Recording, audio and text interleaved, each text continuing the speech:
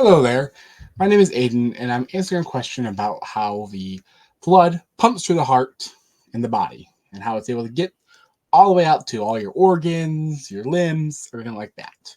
So, as you can see over here, this is probably the usual picture of the heart that you know. It has a lot of different pieces on here, but I'm going to keep it simple and just keep it to 4 boxes right here, pretty much. Just 4 simple boxes. Okay, guys. So, very here, it's a wonderful drawing, but on this side, we have the left atrium. We use LA for this. And on this side, we have the right atrium.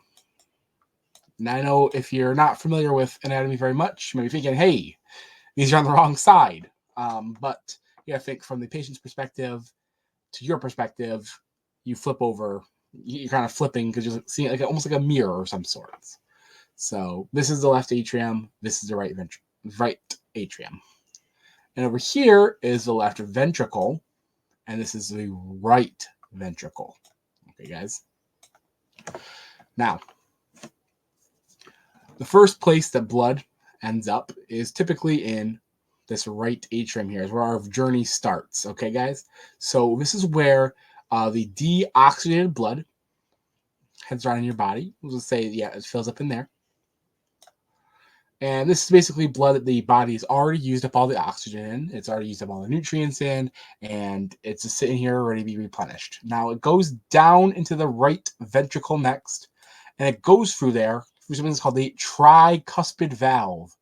The tricuspid valve is called that because it has three little pieces to it that kind of pull down. Imagine it's kind of like a gate, and when the heart beats, it allows this deoxygenated blood to go down into the right ventricle, and it all pools here now.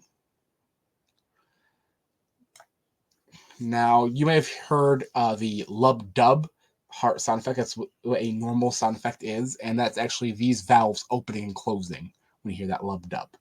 And that's actually what makes the sound of your heartbeat. Now, after it goes through the right ventricle, it actually goes up and out of the heart completely in something that's called the pulmonary artery.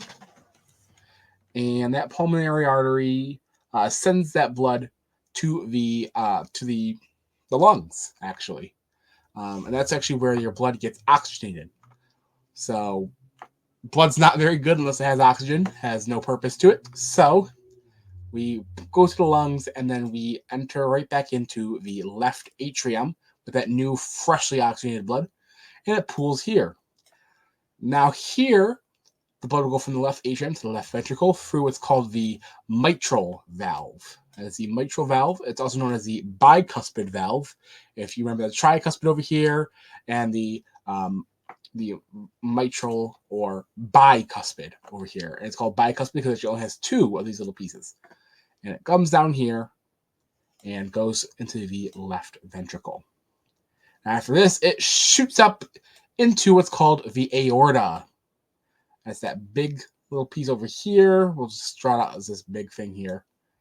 And this actually is where it goes out to the rest of the body.